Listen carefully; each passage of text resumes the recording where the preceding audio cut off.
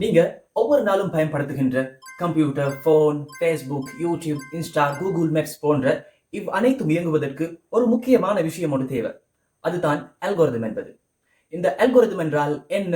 இதனை யார் கண்டுபிடித்து உலகத்துக்கு அறிமுகப்படுத்தியதுன்னு சொல்லி உங்களுக்கு தெரியுமா? அவர்தான் இவர் முஹம்மது பின் மூசா அல் ஹவாரிஸ்மி. 9ஆம் நூற்றாண்டில் பக்தாதில் இருந்த தி ஹவுஸ் ஆஃப் விஸ்டம் பைத்துல் ஹிக்மாவில் பணிபுரிந்த மாபெரும் கணித மேதையும் ஆவார். அல்கோரிதம் எனும் சொல்லே இவரது பெயரின் லத்தீன் மொழிபெயர்ப்பு தான்.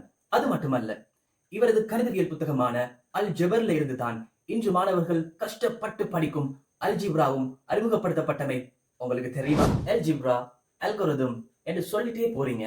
அல்கோரிதம் என்றா என்னன்னு சொல்றீங்க இல்லை என்று சொல்லி நீங்க சொல்றது எனக்கு கேக்குது. ரொம்ப சிம்பிளா சொல்லணும்னா, நீங்க கிளம்பு டு கேண்டி போறதுக்கு ஒரு லேசான வழியை கூகுள் மேப்ல சர்ச் பண்றீங்க. இந்த டைம்ல அல்கோரிதம் என்ன பண்ணும் தெரியுமா? முதலாவதா நீங்க ஈக்கிற இடத்தை செக் பண்ணும். இரண்டாவதாக நீங்க போக வேண்டிய இடத்தை பார்க்கும். மூன்றாவதாக அந்த 2 புள்ளிகளுக்கு இடையிலையும் ஏதாவது வாகன நெரிசல்கள் இருக்கின்றனவா என்றதை செக் பண்ணும். கடைசியாக எது குறுகிய வழியோ அந்த வழியை உங்களுக்கு சஜஸ்ட் பண்ணும். இந்த ஒவ்வொரு ஸ்டெப்ஸுக்கும் தான் சொல்றது அல்காரிதம் என்று சொல்லி. அது மட்டும் இல்ல, இப்ப நீங்க பயன்படுத்தும் நம்பர்ஸ் மற்றும் ஜீரோ முறையை மேற்கத்திய நாடுகளுக்கு அறிமுகப்படுத்தியவரும் முஹம்மது இப்னு மூசா அல் ஹவாரிஸ்மி என்பது பற்றி உங்களுக்கு தெரியுமா?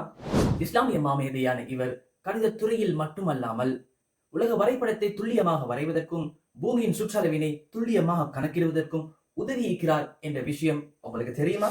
அல் ஹவாரிஸ்மி அப்படிங்கிற பெயர் தான் அல்கோரிதம்னு மாறின விஷயத்தை நாங்க பார்த்தோம்.